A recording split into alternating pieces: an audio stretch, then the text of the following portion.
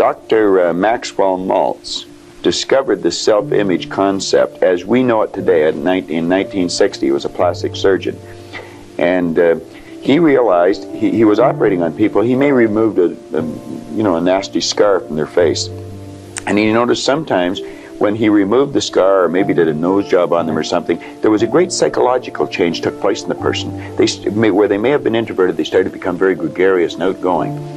And he postulated that there must be two images that we have, an exterior image, and we also have an inner self-image. And he started to study this, and he wrote a magnificent book on it called Psycho-Cybernetics. And Psycho-Cybernetics, psycho being the mind, cybernetics being the science of control and communication. And he goes into this, and he explains how every one of us has an image in our mind of ourself, and it's called a self-image. Too many people don't know much about themselves, and so they don't have a very good image of themselves. And you'll often notice that people will shy away from you. They won't look you in the eye. They'll look down or look up.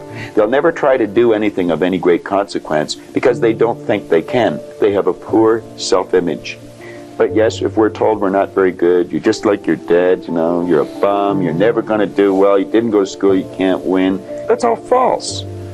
We can do anything. And we should be encouraging a child. Give them a pat on the back rather than a kick. Okay, how can we improve it? Something specific. How can we go about making our self-image more positive?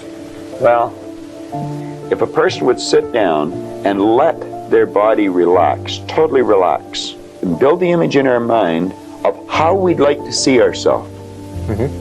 How we'd like to see ourselves acting in life, relating to other people, our social life, see ourselves in the position we hold, or how we make our sales presentations if we happen to be in selling or something, and then take that picture and describe it, write it out in the present tense.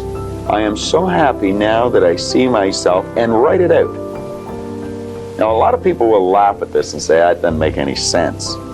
It makes a lot of sense. They can't tell you why it doesn't. I could spend hours telling you why it does, and I could explain it in such detail that everyone would understand it. But write out a description of how you'd like to see yourself. Start to read it, and read it, and read it, and read it every day. Carry it around and keep reading it. The one point that all the great teachers, all down through history, have all agreed on, they've been in complete unanimous agreement on it, we become what we think about. Now, it may be fantasy at first, it might even appear to us as being a lie. But if you read it often enough, you'll start to believe it.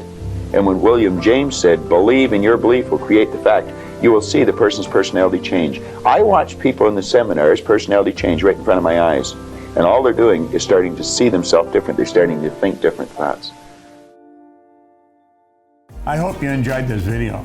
We put a lot of good information up here, and it causes everything in your life to get better. If you'd like us to notify you every time we put a new video up, hit subscribe and then turn on notification. Check out all our videos, and we will notify you when we put a new one up.